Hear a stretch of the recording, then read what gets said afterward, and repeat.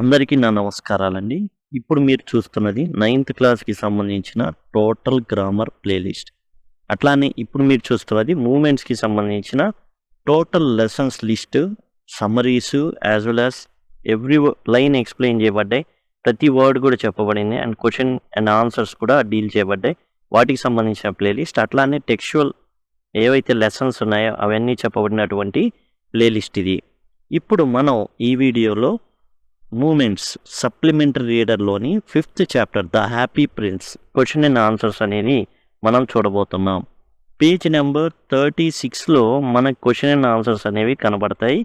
Think about it కింద. Happy prince ఎవరి happy prince అంటే మనం ఆల్రెడీ దీని గురించి line to line explanation, word to word explanation చూడడం జరిగింది. హ్యాపీ ప్రిన్స్ అనేది ఒక బొమ్మ. జీవించున్నప్పుడు ఎలాంటి బాధ అనేది తెలియనిటువంటి ఒక పిల్లవాడిది అనమాట హ్యాపీ ప్రిన్స్. తాను చనిపోవడం, అందరు ప్రేమిస్తుండడంతో ఆ అబ్బాయి యొక్క బొమ్మని ఆ సిటీలో పెద్ద ఎత్తుగా ఉండే చోట పెట్టడం అయితే జరుగుతుంది. అయితే ఏం జరుగుతున్న తర్వాత ఆ సిటీకి స్వాలో అనే పక్షి వస్తుంది. మన పిచ్చుకలాగా ఉంటుంది. ఆ పక్షి వచ్చేసి హ్యాపీ ప్రిన్స్ దగ్గర ఉన్నప్పుడు దేనికి ఈ మంచు అనేది పడకుండా ఒక రాత్రికి అట్లా ఉండి వెంటనే ఈజిప్ట్కి వెళ్ళిపోవాలనేది దాని యొక్క ఆశ. అయితే హ్యాపీ ప్రిన్స్ కంటి నుండి కన్నీరు కాడడం అది చూసి ఏంటని అడిగినప్పుడు చాలామంది పేదవాళ్ళు ఉన్నారు, ఈ పేదవాళ్ళకి నేను సాయం చేయాలి, నా దగ్గర నా కళ్ళల్లో 2 నీలమణులు ఉన్నాయి అండ్ అలానే కత్తికి ఒక ఎర్రటి కెంపు ఉంది, నా ఒంటి నిండా బంగారం తాపడం చేయబడింది, కాబట్టి వాటన్నిటిని ఏం చేస్తాడంటే పేదవాళ్ళకి ఇచ్చేటట్టుగా ఆ స్వాలో ద్వారా చేస్తాడు. అది హ్యాపీ ప్రిన్స్. అయితే చివరికి ఆ పిచ్చుక చనిపోవడం, అతని గుండె బద్దలవ్వడం, దేవుడు 2 వస్తువుల్ని తెమ్మని దేవదూతకి చెప్పినప్పుడు అద్భుతమైన వస్తువులు ఈ రెండింటిని దేవదూతలు ప్రిఫర్ చేయడం, ఇది హ్యాపీ ప్రిన్స్ యొక్క కథ. రాసింది Oscar Wilde. Why do the courtiers call the prince the happy prince? ఎందుకని కోర్టులో ఉన్నటువంటి సభికులందరూ కూడా ఆ యువరాజుని హ్యాపీ ప్రిన్స్ అని పిలుస్తుంటారు. ఈజ్ ఈ రియల్లీ హ్యాపీ? నిజంగానే అతను ఆనందంగా ఉన్నాడా? What does he see all around him? ఏం చూసేవాడు తన చుట్టూరా ఆ అబ్బాయి? పేజ్ నెంబర్ 36లోని మొదటి ప్రశ్నను చూద్దాం. వై డు ద కోర్టియర్స్, ఇది మనం చూసాం ప్రశ్న. The courtiers call the prince happy prince because he lived a happy life when he was alive. ఈ కోర్టియర్స్ అందరూ కూడా ఈ పిల్లవాడిని చూసి లేదా యువరాజుని చూసి హ్యాపీ ప్రిన్స్ అని ఎందుకు అనేవాళ్ళు అంటే అతను చాలా ఆనందకరమైన జీవితాన్ని జీవించాడు. బాధ అనేది అతనికి కాలి కూడా టచ్ చేయాల, ఒక్క బాధ కూడా తెలియనటువంటి యువరాజు ఇతను చాలా జాగ్రత్తగా చూసుకోబడ్డాడు. However now as a statue, అయితే అంత బాగా ఏ బాధ కూడా తెలియకుండా పెరిగినటువంటి ఆ హ్యాపీ ప్రిన్స్ విగ్రహంగా పెట్టిన తర్వాత he see sadness and misery in the city. ఆ నగరంలోని బాధని అంతా ఏదైతే గందరగోళాలు ఉన్నాయో, జీవితం అంటే ఏందో మొత్తం కూడా ఆ నగరంలో ఉన్నటువంటి బాధాకరమైన జీవితాలన్నీ కూడా చూడాల్సి వచ్చింది. వాటిని చూసినప్పుడల్లా హ్యాపీ ప్రిన్స్ ఏదైతే బొమ్మ ఉందో అది ఆ స్టాట్యూ విగ్రహం ఉందో కన్నీళ్లు కారుస్తూ ఉంటుంది. ఇతనికి సీసపు గుండె కూడా అమర్చబడి ఉంది. Why does the happy prince send a ruby for the seamstress? ఈ కుట్టుకూలు పని చేసుకునేటటువంటి ఎంబ్రాయిడరీ వర్క్ చేసుకునే ఆమెకి ఎందుకని ఎర్రటి కెంపును పంపించాడు happy prince? What does the swallow do in seamstress house? ఈ యొక్క కుట్టుకూలు చేసుకునే ఆ ఎంబ్రాయిడరీ పని చేసుకునే ఆ ఇంట్లో ఈ స్వాలో ఏం చేసింది? The happy prince sends a ruby for the seamstress, పంపించాడు ఒక ఎర్రటి కెంప్ అనేది పంపించాడు. ఎక్కడి నుంచి వచ్చింది ఎర్రటి కెంప్ అంటే అతని యొక్క ఖడ్గం ఏదైతే ఉందో నడుముకి, ఆ ఖడ్గం యొక్క చేతి పిడి ఉంది కదా, ఆ పిడికి ఉందన్నమాట ఆ ఎర్రటి కెంపు, దాన్ని పంపించాడు. Because her son is sick. ఎందుకు పంపించాడు? ఈమె ఏదైతే కుట్టు పని చేసుకుంటున్న ఈమె యొక్క కొడుకు చాలా సిక్, అంటే అనారోగ్యంతో ఉన్నాడు. అండ్ షీ కెనాట్ అఫోర్డ్ మెడిసిన్ని కూడా ఎఫోర్డ్ చేయలేదు. పాపం ఆరెంజెస్ అడుగుతాడు, నారింజ పండ్లు అడుగుతాడు, కానీ నారింజ పండ్లు కూడా ఈలేనంత స్థితిలో ఉంది. కేవలం నీళ్లు తాపిచ్చి ఆమె ఊరుకుంటుంది. అంతేకాదు కష్టపడి పని చేస్తూ ఆ పని చేయని అలసిపోయి నిద్రపోతున్నావా. The swallow comforts the boy and leaves the ruby on the table. ఈ స్వాలో ఏం చేసిద్దండి, ఈ పక్షి పిచ్చుకలాగా ఉంటుంది, మనకి దగ్గరగా ఉండేది పిచ్చుక అనమాట. ఈ పక్షికి ఏం చేస్తుందంటే తన రెక్కలతో అతన్ని కొంచెం ఉపశమనం కలిగేటట్లు చేస్తుంది. పిల్లవాడు అప్పుడు దాకా జ్వరంతో అటు ఇటు దొల్లుతున్న పిల్లవాడు కాస్త నిద్రపోతాడు. అలానే ఏదైతే ఆ కెంపు, ఎర్రటి కెంపు ఇవ్వబడిందో ఆ కెంపుని ఏం చేసిందంటే టేబుల్ మీద ఈ పక్షి పెట్టింది. స్వాలో ఆ విధంగా ఓదార్చి ఆ ఎర్రటి కెంపు అనేది ఆ టేబుల్ మీద పెట్టడం అయితే జరుగుతుంది. Third question, for whom does the prince send the sapphires and why? ఇక తర్వాత ప్రిన్స్ దగ్గర ఎర్రటి కెంపులు లేవు, ఇక మిగిలింది నీలమణులు. ఎక్కడ ఉన్నాయంటే కళ్ళల్లో ఉన్నాయి. ఎవరికి పంపించాడు, ఎందుకు? The prince send the sapphires for a young man in the garret who is trying to finish a play. ఈ ఏవైతే నీలమణులు ఉన్నాయో వాటిని యంగ్ మ్యాన్ పంపించారు. ఎవరు ఇతను? నాటకాలు రాసేటటువంటి వ్యక్తి అనమాట.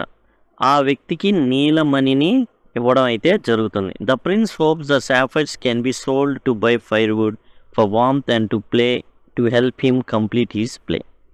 యాక్చువల్గా ఈ నీలమణిని ఏం చేస్తాడంటే ఎవరైతే నాటకం రాస్తున్నాడో ప్లే రైట్, ఎవరైతే రైటర్ ఉన్నాడో అతనికి పంపిస్తాడనమాట. అలా యాక్చువల్గా ఏంటంటే రాయాల్సింది, కానీ ఏదైతే తాను ఉన్నటువంటి ప్రదేశం గ్యారెట్ అంటే ఇక్కడ ఒక పెద్ద బిల్డింగ్ పైన చిన్న రూమ్ ఉంటుంది. అదేంటంటే ఒక స్టోర్ హౌస్ లాగా ఉంటుంది. అది కూడా ఎట్లా ఉంటుందంటే రేకులు వేసినటువంటి స్టోర్ హౌస్ లాగా ఉంటుంది. ఇతను ఉన్న చోట ఏంటంటే ఆ రేకులు కూడా పగిలిపోయి ఉన్నాయి, వెచ్చదనం ఏమాత్రం లేదు, చల్లగా ఉంది. అదేంటంటే దాంతో ఒక రకంగా తప్పి నిద్రపోతున్నాడు. సాఫర్ ఎప్పుడైతే నీలమణి ఆడ పెట్టిస్తాడో చూస్తాడు. ఆ పక్షి వెళ్ళేసి తన పక్కన పెడుతుంది. పెట్టంగానే చూడడం జరుగుతుంది. చూసేసి ఇక ఏంటంటే నన్ను అభిమానించే వాళ్ళు ఎవరో ఏం చేశారు, అభిమానించే వాళ్ళు ఇది ఇచ్చారు, ఇక నేను రెచ్చిపోతా, నేను చక్కగా రాస్తా అనేసి రాయడం మొదలు పెడతాడు. ఒక ఇన్స్పిరేషన్ అయితే తనకి దొరుకుతుంది. సాఫైర్ అట్లా ఇవ్వడం అయితే జరుగుతుంది. ఇంకోటి ఒక చిన్న పాప ఉంటుంది, మ్యాచ్ గర్ల్, ఏదైతే అగ్గిపుల్లలు అమ్ముకునే అమ్మాయి, ఆ అమ్మాయికి కూడా ఈ నీలి రంగు సాఫైర్ని అయితే ఇవ్వడం అయితే జరుగుతుంది. ఈ పక్షే అందించడం జరుగుతుంది. What does the swallow see when it flies over the city? ఆ నగరం ఏదైతే ఈ పట్టణం ఉందో, ఏదైతే ఈ యువరాజు ఉన్నాడో, ఆ బొమ్మ ఉందో, ఆ పట్టణం ఏదైతే ఉందో దాని మొత్తం అట్లా పైనుంచి అలా వెళ్ళిపోయింది, అలా చూసిద్ది అనమాట. ఏరియల్ వ్యూ చూసినప్పుడు ఏం చూసింది? What does the swallow see when it flies over the city? ఆ నగరం పైన నుంచి చూస్తున్నప్పుడు పక్షి ఏం గమనించింది? When the swallow flies over the city, ఆ నగరం పై నుంచి అట్లా వెళ్తూ చూసినప్పుడు it sees a stark contrast between rich enjoying themselves in beautiful houses. ఎవరైతే రిచ్ ఉన్నారో, ధనికులు ఉన్నారో వాళ్ళు వాళ్ళ ఇళ్లలో చాలా ఆనందంగా గడుపుతున్నారు, అది కూడా అందమైన ఇల్లు. అండ్ ద పూర్, అదే పేదవాళ్ళు, ద రిచ్ అంటే రిచ్ మొత్తం, ద పూర్ అంటే పేదవాళ్ళు మొత్తం, including starving children and beggars. The poor ఎవరెవరు? పేదవాళ్ళు, అలానే ఆకలితో అలమటిస్తున్నటువంటి చిన్నపిల్లలు, బెగ్గర్స్ అడుక్కునేవాళ్ళు, సఫరింగ్ ఇన్ ద స్ట్రీట్స్ వీధుల్లో అలమటిస్తున్నారు. ఆఖరికి చిన్న చిన్న పిల్లలు ఏంటంటే ఈ ఆర్చ్, ఏదైతే బ్రిడ్జ్ ఆర్చ్ కింద ఉండేటటువంటి ప్లేస్లో అక్కడ ముడుక్కొని ఉండడం, అక్కడి నుంచి కూడా తరిమేయడం, వర్షంలో తడవడం, ఇలాంటి అన్నీ కూడా ఈ పక్షి చూడడం అయితే జరుగుతుంది. Why did the swallow not leave the prince and go to Egypt? అండ్ నేను ఈజిప్ట్ పోతా, నన్ను పంపి నేను వెళ్ళిపోతా అన్నటువంటి స్వాలో పిచ్చుక ఎందుకు ఈజిప్ట్కి వెళ్ళాల? The swallow does not leave the prince and go to Egypt. Prince విడిచిపెట్టి, ఆ యువరాజుని విడిచిపెట్టి ఈజిప్ట్కి because it loves the prince too much. ఎందుకంటే ఆ యువరాజుని చాలా చాలా అభిమానిస్తుంది. ఎందుకు అభిమానిస్తుంది అంటే ఏదైనా చేసిందల్లా కూడా త్యాగాలే, మంచి పనులే. ఆ మంచి పనులు చేసినప్పుడు పిచ్చికి అంత చల్లటి వాతావరణంలో కూడా ఆ మనసు ఏదైతే ఉందో పిచ్చుక మనసు వెచ్చదనాన్ని కలగజేసేది, ఒక అద్భుతమైన అనుభూతిగా అనిపించేది ఆ స్వాలోకి. It stays to help the prince share his wealth with the poor and suffering in the city. ఎందుకు ఉండిపోతుంది అంటే it stays to help the prince. ఆ యువరాజుకి సాయం చేయడానికి సిద్ధపడుతుంది. ఎలా అంటే షేర్ హిజ్ వెల్త్. తన దగ్గర ఉన్నటువంటి ఎర్రటి కెంపు, 2 నీలమణులు, బంగారంతో తాపడం చేసినటువంటి తన చర్మానికి బదులుగా అది పైనంతా కూడా ఆ బంగారం పూత ఉంటుంది. అదంతా కూడా పేదవాడితో పంచుకున్నాడు. దానికి సాయం చేసిందనమాట ఈ swallow. What are the precious things mention in the story? అద్భుతమైనవి ఏంటి ఈ కథలో? Why are they precious?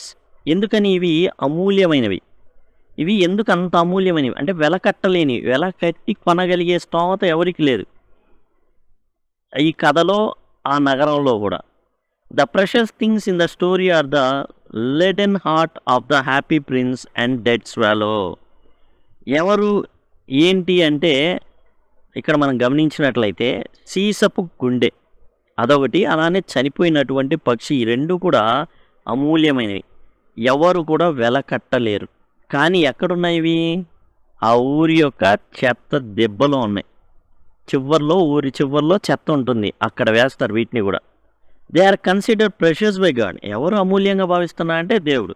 ఎవరు తెచ్చారంటే దేవదూతలు. For this selfless acts of kindness. వాళ్ళు నిస్వార్థంగా దయతో చేసినటువంటి పనులు చూసి దేవుడు వాటిని వెలకట్టలేని వస్తువులుగా భావించడం అయితే జరిగిందనమాట. ఒకటి సీసపు గుండెగాక, ఒకటి పక్షి యొక్క శవం. Sacrifice in helping the needy. వాళ్ళకి అవసరం ఉన్న ఎవరైతే ఉన్నారో, మీరు కుట్టుకూలు చేసుకునేవో కానివ్వండి, నాటకాలు రాసుకునే ఆ వ్యక్తి కానివ్వండి, అగ్గిపుల్లలు అమ్ముకునే అమ్మాయి కానివ్వండి, ఇలా ఆకలికి అలమటిస్తున్న పేదవాళ్ళు, అనాథ పిల్లలు కానివ్వండి, వీళ్ళందరికీ కూడా సాయం చేశారు. దాంట్లో వాళ్ళ జీవితాన్ని కోల్పోవడం అయితే జరిగింది. ఇప్పుడు టాక్ అబౌట్ ఇట్. ఈ ప్రశ్నల కిందే ఉండడం జరిగింది. The little swallow says it is curious but I feel quite warm now although it is cold. యాక్చువల్గా ఇక్కడ అంతా చుట్టూ చల్లగా ఉంది, కానీ నాకేందో వెచ్చగా అనిపిస్తుంది నా శరీరం, ఇదేదో వింతగా ఉందే అనేసి ఆ స్వాలో పక్షి అనడం జరిగింది. Have you ever had such a feeling? అలాంటి ఫీలింగ్ మీకు కూడా అనిపించిందా? Share your experience with your friends. మీ ఫ్రెండ్స్తో పంచుకోండి. ఎప్పుడు అనిపిస్తుంది ఇలాంటి ఫీలింగ్ అంటే, మన తల్లిదండ్రులకి ఏదైనా మన తరపు నుంచి ఏదైనా చేసినప్పుడు అప్పుడు చాలా చాలా ఆనందంగా అనిపిస్తుంది. ఏదైనా సక్సెస్ సాధించినప్పుడు, మనకిష్టమైన వాళ్ళ దగ్గరికి వెళ్ళినప్పుడు ఇలా అనిపిస్తూ ఉంటుంది. Yes, I have had moments like that when despite cold a sense of warmth and contentment takes over. చుట్టూ చల్లగా ఉన్నా కానీ నాకు వెచ్చగా ఉన్న సందర్భాలు చలికోట వేసుకున్నప్పుడు కాదు, ఎప్పుడు అద్భుతమైన విషయాలు జరిగినప్పుడు. It could be the result of a fulfilling experience. 10th క్లాస్లో అద్భుతంగా పాస్ అయ్యాం, ఒక అద్భుతం లాగా అనిపిస్తుంది. అప్పుడు చాలా మనం ప్రౌడ్గా ఫీల్ అవుతాం. A heartfelt connection with others. మన ఇష్టమైన వాళ్ళతో మనం ముచ్చటిస్తున్నప్పుడు, వాళ్ళ దగ్గర ఉన్నప్పుడు, or simply being in place that brings comfort. అంతే. జనరల్గా తల్లిదండ్రుల దగ్గర ఉన్నప్పుడు ఓదార్పుని ఇచ్చేవాళ్ళ చోటు, ఏం పర్వాలా, నువ్వు సక్సెస్ సాధిస్తావు, అప్పుడు మనకు కొంచెం రిలీఫ్గా అనిపించే అట్లా. It's a feeling of inner warmth that goes beyond the external conditions. బయట ఎలాంటి పరిస్థితులు ఉన్నా కానీ ఏమవుతుందంటే, లోపల ఉన్నటువంటి ఏదైతే మనకి సంతృప్తి కలిగించిందో అది మనకి ఏం చేస్తుందంటే వెచ్చటి భావాన్ని కలుగజేస్తుంది. ఇదండి ప్రశ్నలకు సంబంధించి లైన్ టు లైన్ ఎక్స్ప్లెనేషన్ అనేది కూడా ఆల్రెడీ మీతో పంచుకోవడం అనేది జరిగింది. ఇప్పుడు దాకా చివరి దాకా మీరు విన్నందుకు థ్యాంక్స్ ఎ లాట్.